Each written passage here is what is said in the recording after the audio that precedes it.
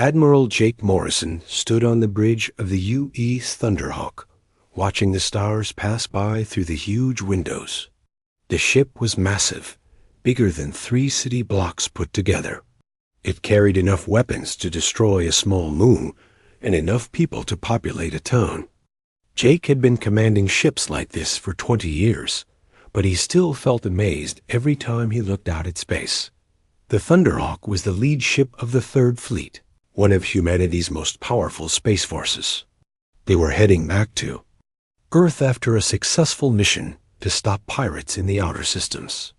The crew was relaxed, looking forward to shore leave and seeing their families again. Captain Lisa Rodriguez sat at her station, monitoring radio signals from across the galaxy.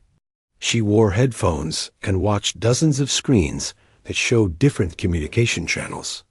Most of the chatter was normal: trade ships talking to space stations, military units checking in with their commanders, families sending messages to loved ones far away. Then something different came through. Lisa sat up straight and turned up the volume. The signal was weak and full of static, but she could tell it was a distress call. She worked quickly, using the ship's powerful computers to clean up the transmission and make it clearer. "Admiral," Lisa called out, "you need to hear this." Jake walked over to her station.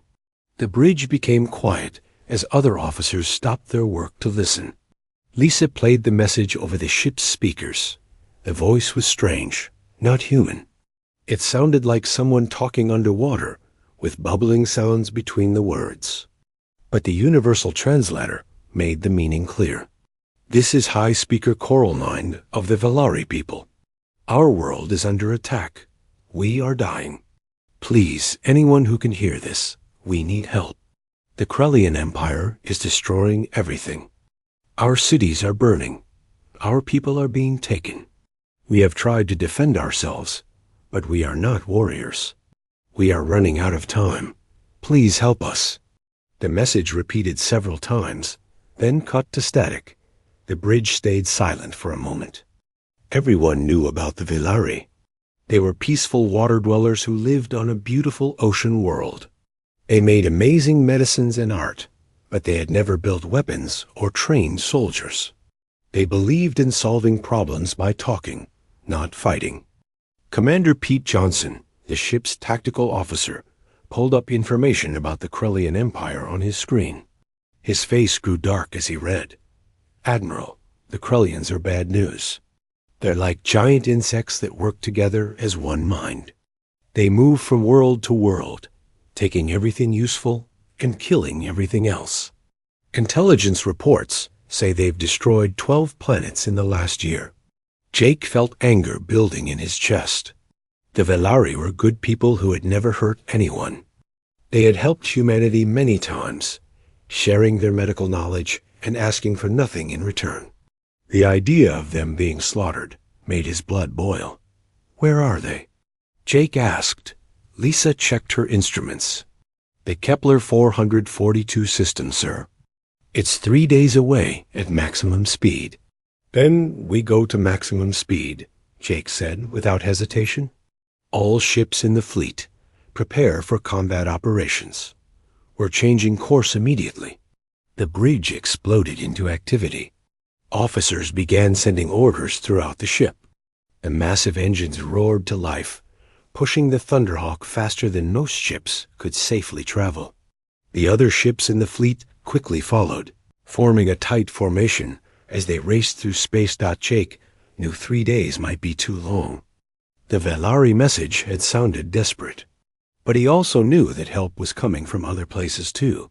He sent an emergency message to Earth Command, explaining the situation and asking for backup. The response came back in just 2 hours. Every human ship within 10 days' travel was being sent to help. The message ended with simple words that made Jake smile: "Save them all." As the hours passed, more details came in about the attack. The Krellians had brought a huge fleet, over 200 ships. They had surrounded the Velari world and were bombing it from orbit. Worse, they were landing troops to capture civilians. Dr. Ellen Foster, The fleet's expert on alien life worked day and night to learn everything she could about Velari biology. If they were going to save these people, they needed to know how to keep them alive. They're very different from us, Ellen explained to Jake. They need salt water to breathe and very specific temperatures. Their bodies are fragile compared to humans. An injury that might just hurt us could kill them. Lieutenant Colonel Sarah Mitchell gathered her Marines and began preparing for ground combat. She had fought the Krellians before on a mining station 2 years ago. She knew how dangerous they were. They're big, fast, and they don't feel pain the way we do, she told her troops. But they have weaknesses. They can't think for themselves very well. They follow orders without question. We can use that against them. As the second day passed, Jake stood in the war room with his senior officers, planning their attack. The odds were terrible. The Krellians had 3 ships for every 1 human ship. Their individual ships were bigger and carried more weapons down, but Jake had something the Krellians didn't understand. He had humans, and humans didn't give up when innocent people needed help. We're not going to fight them the way they expect, Jake told his officers. They think in straight lines, like a machine. We think like predators. We're going to hit them where they don't expect it, take what we want, and disappear before they can respond. The plan was risky. Instead of one big battle, they would split up and attack from many directions at once. Some ships would fight the Krellian fleet, while others landed on the planet to save civilians. As they entered the final day of travel, Jake felt the familiar calm that came before a big fight. He had been in hundreds of battles, but this one felt different. This time, they weren't fighting for territory or resources. They were fighting because it was the right thing to do. The Velari had sent out a cry for help, and humanity had answered. Soon, the Krellians would learn what happened when they picked on someone under human protection. The human fleet grew larger every hour as they raced toward the Velari system. Ships appeared out of hyperspace and joined the formation, their crews eager to help. The UE's Retribution arrived first, commanded by Captain Amy Phillips. She was a tough woman who had earned her reputation fighting space pirates in the asteroid belts. "Good to see you, Amy," Jake said over the communication system. "How many Marines do you have?" 2,000 ready for action, Amy replied.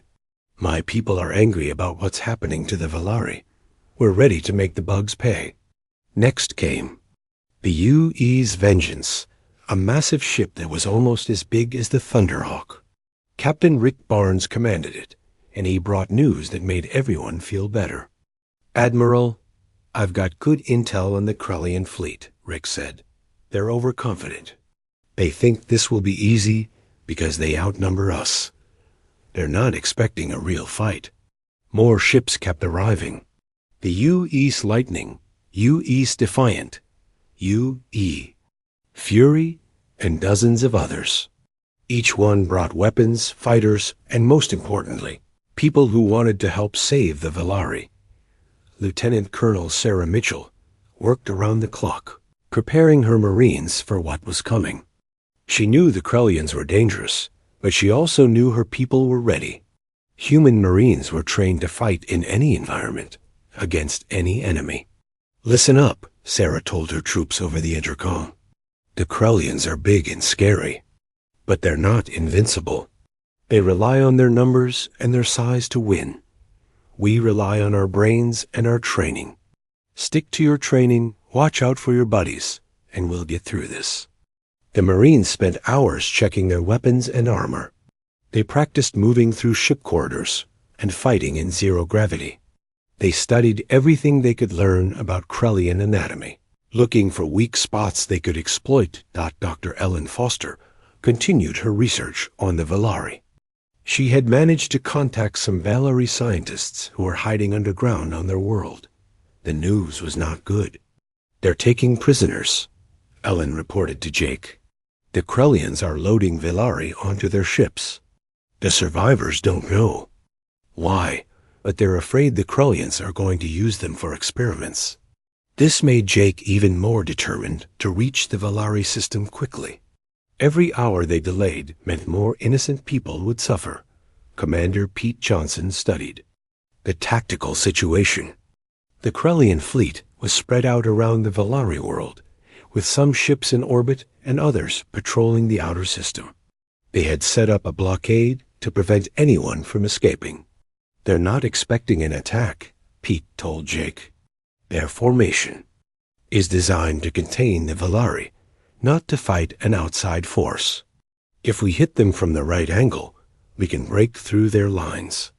As they approached the Valari system, Jake called a meeting of all his ship commanders. The conference room was filled with holographic images of captains from throughout the fleet. Some were old friends, others were strangers, but all were united in their purpose. "The plan is simple," Jake began. "We're going to split into 3 groups. Group 1 will attack the main Krellian fleet and keep them busy. Group 2 will punch through to the planet and start evacuating civilians. Group 3 will hunt down any Krellian ships that try to escape."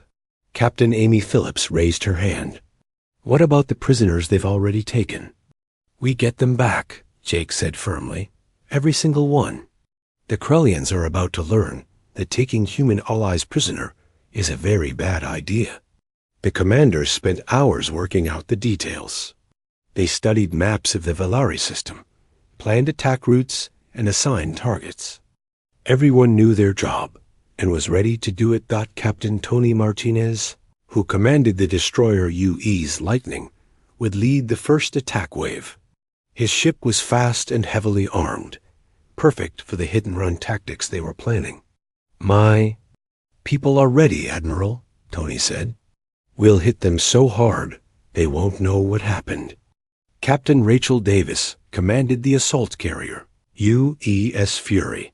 Her job was to get Marines to the planet's surface and establish safe zones where Valari civilians could be evacuated.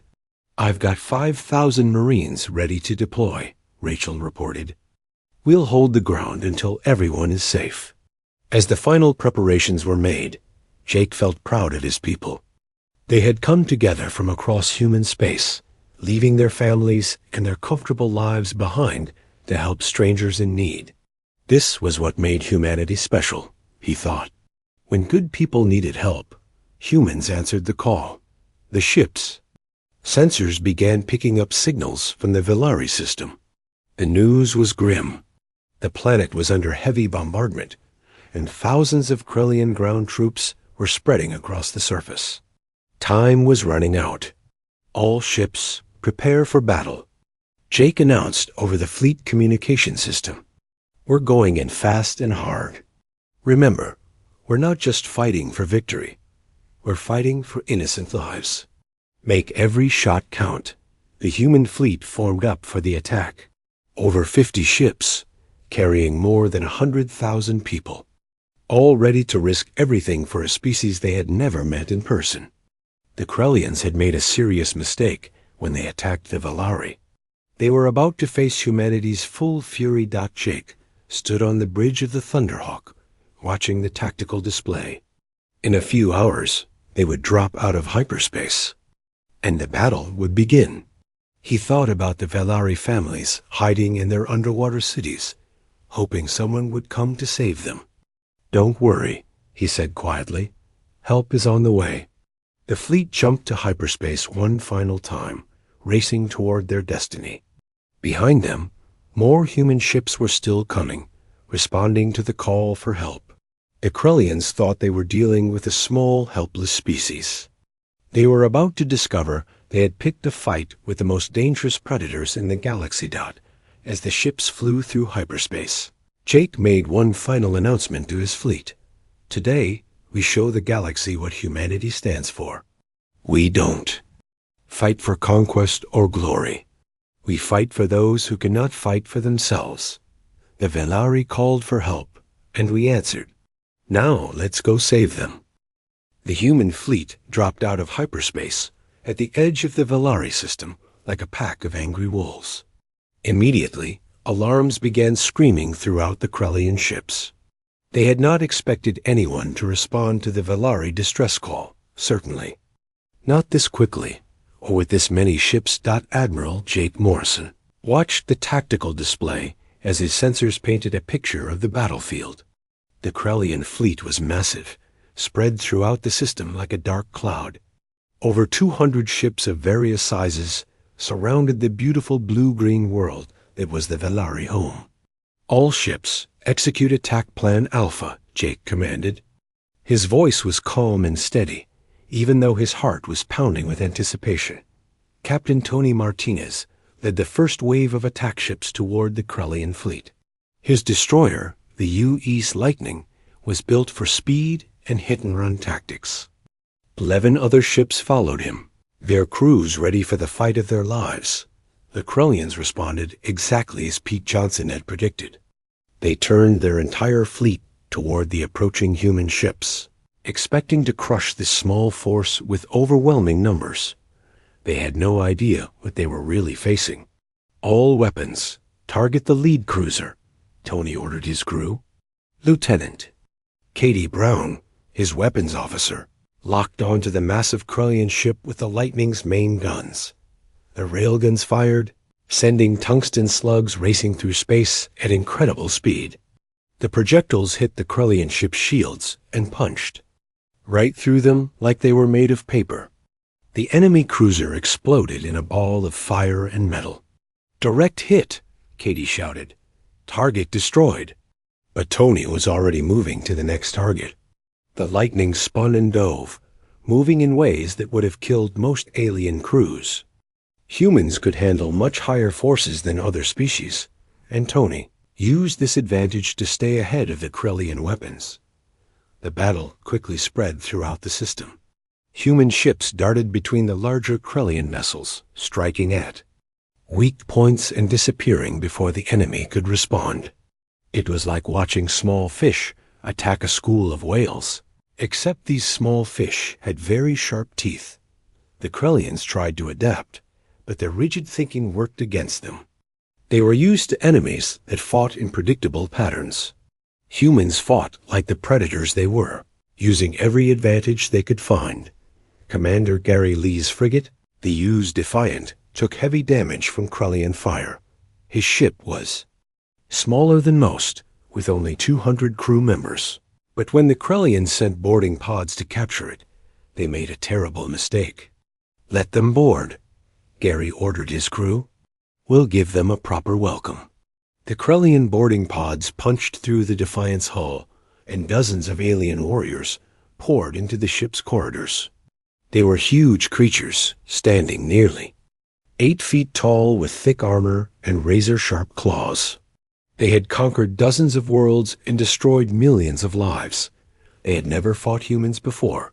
Sergeant Major Kevin Wright was waiting for them with his Marine squad. The humans wore powered armor that made them even stronger and faster than usual. Their weapons were designed to stop the most dangerous creatures on Earth, and Earth was a very dangerous world. The Krellians charged down the corridor, expecting to find terrified civilians. Instead, they found Kevin and his Marines, who opened fire with weapons that could punch holes through solid steel. The battle in the ship's corridors was brutal but short. The Krellians were tough and dangerous, but they fought like animals. The humans fought like soldiers, using tactics and teamwork to overcome their enemies. When the fighting was over, Kevin's squad had suffered only minor injuries. The corridor was filled with dead Krellians, and the few survivors were retreating in panic back to their boarding pods. "Sir, the bugs are running," Kevin reported to Commander Lee. "Should we pursue?" "Let them go," Gary replied. "I want them to tell their friends what happened here." The surviving Krellians made it back to their ship, carrying with them something that would change the entire battle. They had recordings of the fight, and those recordings spread through the Krellian fleet like wildfire. For the first time in their species' history, the Krellians felt fear. Meanwhile, other parts of the human plan were moving forward. Captain Rachel Davis led her assault carrier, the U-East Fury, through a gap in the Krellian lines. Her ship was loaded with Marines and equipment needed to save the Valari civilians on the planet below. "Take us down fast and hard," Rachel ordered her pilot. "We need to establish a beachhead before the bugs can react." The Fury dove toward the planet's surface, its hull glowing red-hot from atmospheric entry. Krellian fighters tried to intercept it, but human escort ships drove them off with overwhelming firepower. Colonel Brad Thompson led the first wave of Marines to hit the ground. His drop pods scattered across the planet's surface like metal rain, each one carrying a squad of heavily armed soldiers ready to fight. Brad's pod landed near a Valari city that was under attack by Krellian ground forces. The aliens were herding civilians into transport ships, preparing to take them off-world for unknown purposes. The sight made Brad's blood boil with rage. "All squads, weapons free," Brad commanded. "Save the civilians, kill everything else." The Marines burst from their drop pods and immediately went to work. They had trained for this kind of fight their entire careers, urban combat against a superior enemy force. But they had advantages. The Krellians didn't expect. Humans were persistence hunters. On Earth, they had evolved to chase their prey for hours until it collapsed from exhaustion. In combat, this meant they never gave up and never stopped fighting. The Krellians, used to quick victories, found themselves facing an enemy that just kept coming. Private Danny Walsh found a group of Valari children hiding in a damaged building. The aquatic aliens were terrified, unable to understand why these strange land dwellers were helping them. Danny couldn't speak their language, but his actions made his intentions clear. "It's okay," he said gently, even though they couldn't understand. His words, "We're here to help. Nobody's going to hurt you anymore." He called for a medic and began organizing the evacuation of the civilians. Other Marines established a perimeter, fighting off Krellian troops who tried to interfere. The battle on the ground was fierce, but the humans had surprise on their side. The Krellians had expected easy prey, not professional soldiers who fought with a fury they had never encountered before. Back in space, Admiral Morrison watched the battle reports with satisfaction. The plan was working better than he had hoped. The Krellians were confused and disorganized, unable to adapt to human tactics fast enough to mount an effective defense. "Sir, we're receiving a communication from the Krellian flagship," reported Captain Lisa Rodriguez. "Put it through," Jake replied. The alien voice that came through the speakers was cold and emotionless, like a machine trying to imitate speech. "Human forces, you are interfering with Krellian operations. Withdraw immediately or face destruction." Jake smiled grimly. "Tell them this. The Valari are under human protection now. Any Krellian ship that doesn't leave this system in the next hour will be destroyed. This is their only warning." The communication channel went silent. Jake knew the Krellians would not retreat. Their species did not understand the concept of backing down. But he had given them a chance, which was more than they had given the Valari. The battle was just beginning, but already the Krellians were learning a hard lesson. They had thought they were attacking a defenseless species. Instead, they had awakened the fury of humanity, and that was a mistake. They would not survive. The news of what happened aboard the UES Defiant spread through the Krellian fleet like a disease. The boarding party that had retreated brought back something their species had never experienced before: footage of their warriors being defeated by what they had assumed were weak creatures. The Krellian hive mind processed this information with growing alarm. These humans were not like other species they had conquered. Most aliens fought defensively, trying to protect themselves and their territory. Humans fought offensively, seeking out enemies and destroying them completely. Captain Rachel Davis received her orders from Admiral Morrison as her assault carrier orbited the Valari homeworld. The massive ship's hangar bays were busy with activity as Marines prepared for the largest ground operation in human military history. "Rachel, I need you to establish safe zones on the surface. Jake's voice came through the communication system. Get as many civilians off that planet as possible. The Krellians are using them for something, and I don't want to find out what. Understood, Admiral, Rachel replied. My Marines are ready to go. We'll hold whatever ground we take. Colonel Brad Thompson stood before 5,000 Marines in the Fury's main hangar bay. These were some of the toughest fighters humanity had ever produced, volunteers from Earth's most dangerous environments. They had trained in Earth's deserts, jungles, Arctic regions, and deep ocean trenches. They were about to put that training to use. Listen up, Brad called out, his voice carrying across the huge space. The Krellians think they're apex predators. They're about to learn what real predators look like. We're going down there to save innocent people, and nothing is going to stop us. The Marines cheered, their voices echoing off the hangar walls. They loaded into dropships and assault pods, ready to rain down on the planet like an army of angels. But these angels carried weapons that could level city blocks. The first wave hit the ground near the planet's largest city. Brad's pod smashed. Through the roof of a Krellian processing facility, where hundreds of Velari civilians were being held prisoner. The sight that greeted him made his blood run cold. The Krellians had been experimenting on the Velari, trying to understand their biology. The aquatic aliens were kept in tanks barely large enough to hold them, while Krellian scientists took samples and performed tests. Many of the prisoners were barely alive.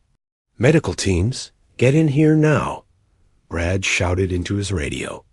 We need emergency treatment for hundreds of civilians.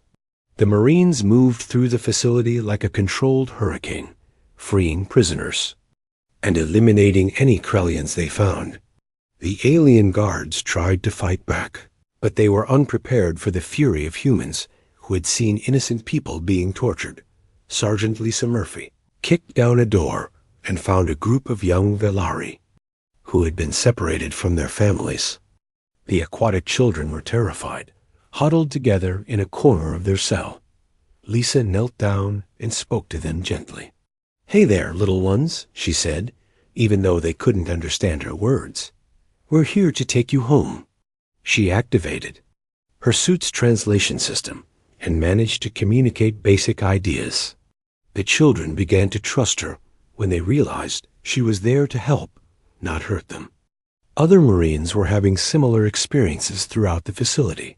Meanwhile, in space, the human fleet was implementing the second phase of Admiral Morrison's plan.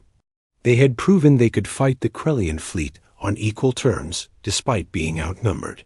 Now it was time to show what humans did to enemies who hurt innocents. Captain Helen Martinez commanded the cruiser UES Predator, and her ship was designed for one purpose: hunting.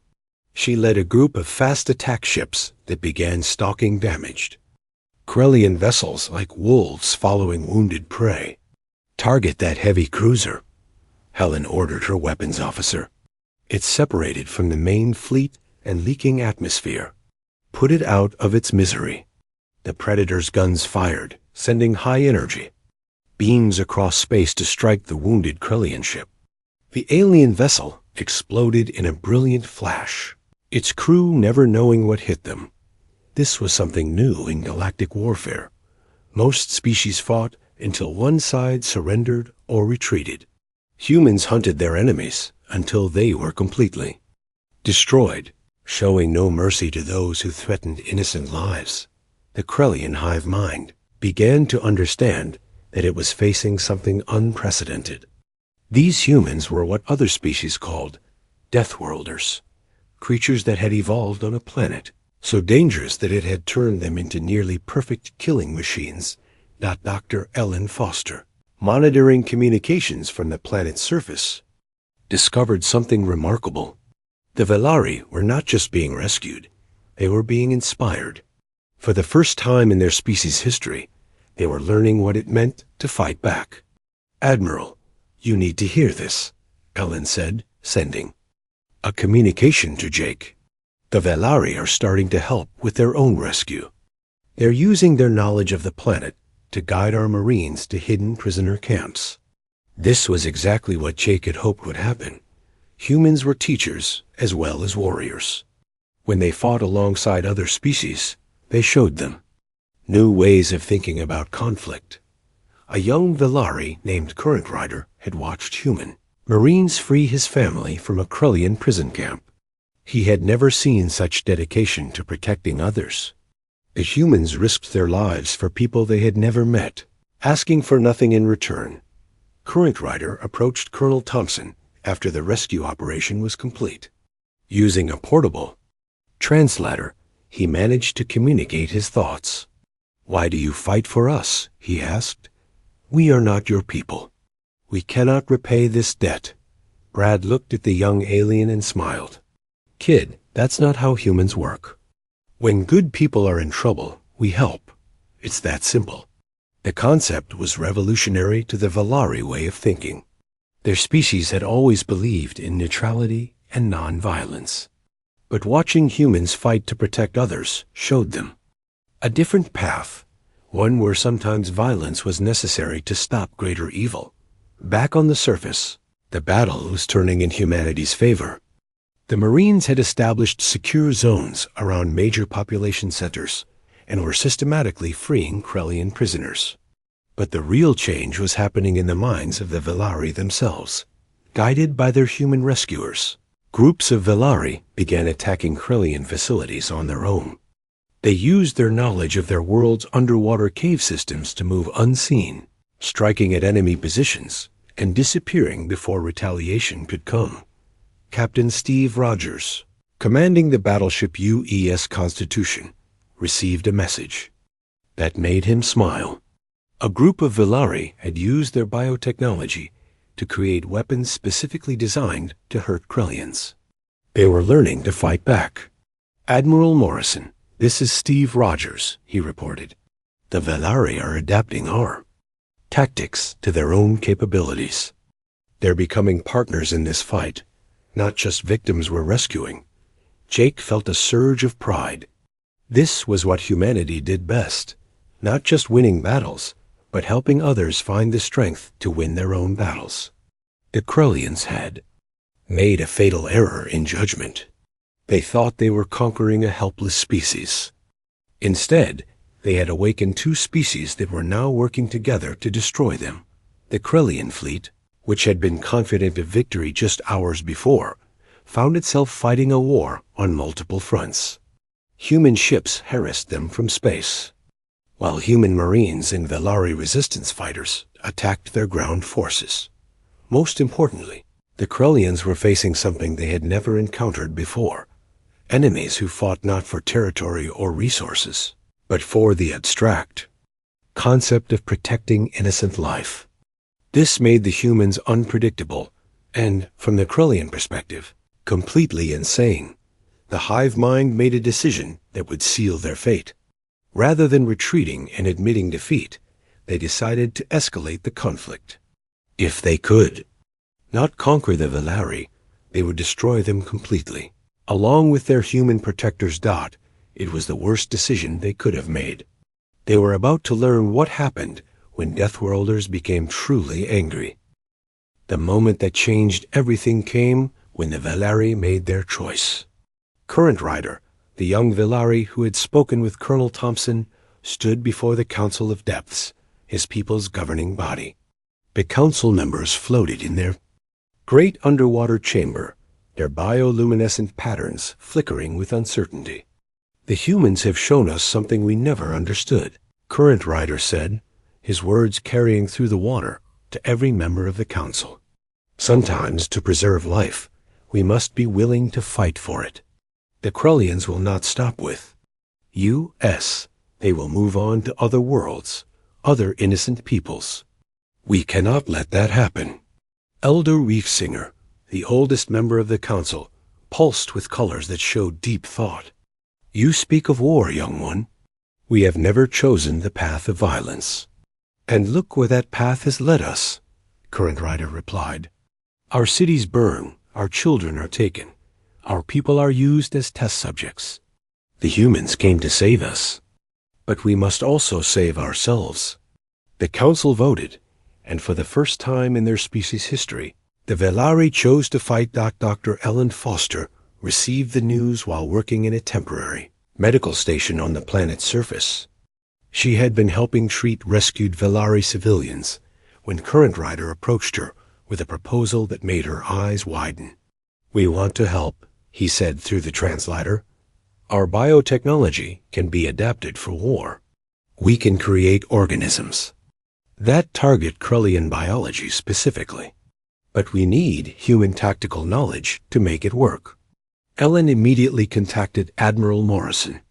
Within hours, human military scientists were working alongside Velari biotechnicians to create weapons unlike anything the galaxy had ever seen. The peaceful aquatic species was learning to wage war with the precision of a surgeon and the fury of a hurricane.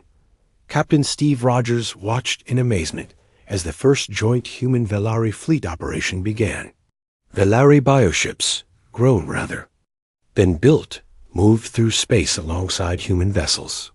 The aquatic aliens had adapted their technology for void operations, creating living ships that could heal themselves and adapt to enemy tactics.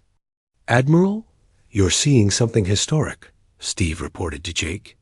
"The Velari fleet is actually quite impressive once they decided to use it for fighting instead of just exploration." The Krullian hive mind found itself facing a nightmare scenario.